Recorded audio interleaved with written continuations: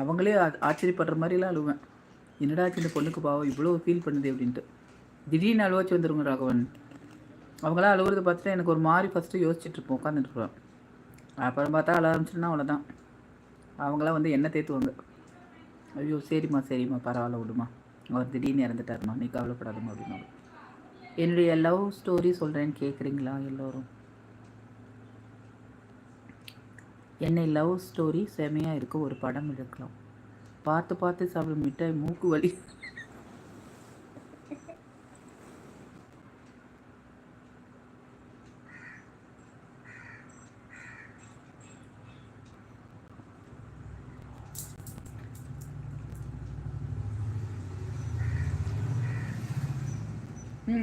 இந்த கடிச்சு தரேன் சொல்ல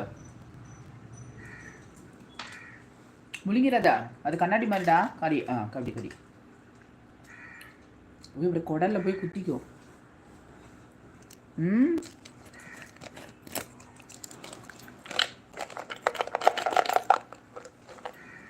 தப்பி தட்டா.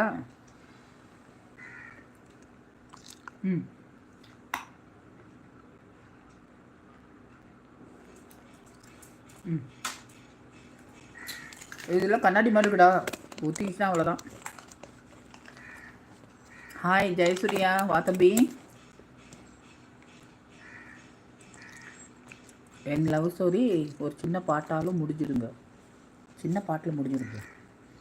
போதும், அவ்வளோதான். அளவாக சாப்பிடணும்.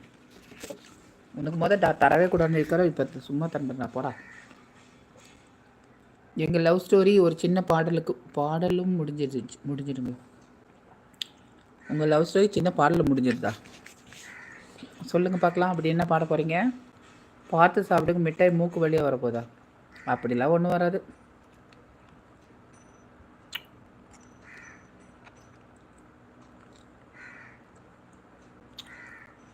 தொலைவில் இருப்பவர்கள் ஒரு இளவு வீட்டுக்கு செல்ல முடியாவிட்டால் அவர்களுக்கு எப்படி தங்கள் அனுபவத்தை தெரிவிப்பீர்கள் அக்கா? நான் உடனே ஃபோன் பண்ணி பேசுவேங்க ராகவன். ஃபோன் பண்ணி பேசி ஃபஸ்ட்டு அந்த வருதத்தக்க விஷயம்னு சொல்லிடுவேன். அவங்கக்கிட்ட அது கொஞ்சம் நேரம் பேசுவோம் ஆறுதலாக. அதுக்கப்புறம் போய் பார்த்துட்டே வந்துடுவோம்.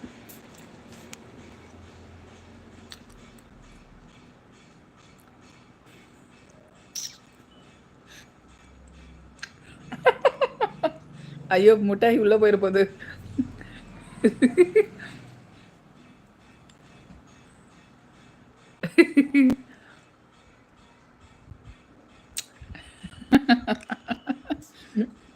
ரெண்டில் ஒன்று தொடு மாமா, நீ பொண்ணுக்கிட்ட வைக்கப்படலாம்.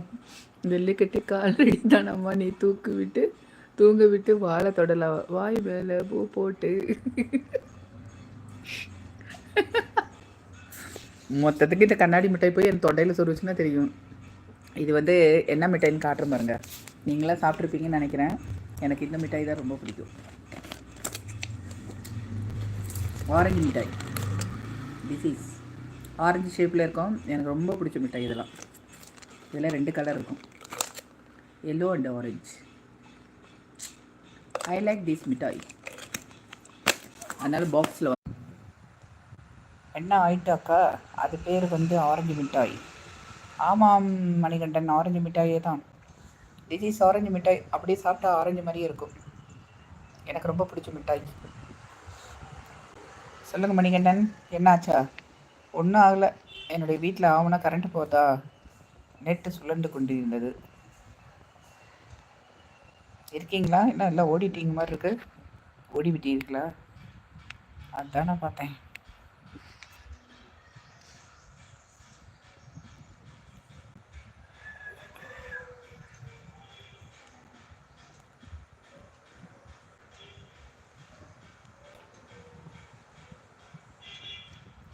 என்ன ஒருத்தருமே இல்லை, எல்லாம் ஓடிட்டிங்களா?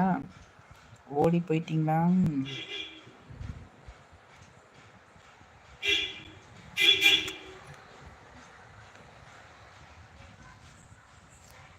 மணிகண்டன் இருக்கீங்களா? மணிகண்டன்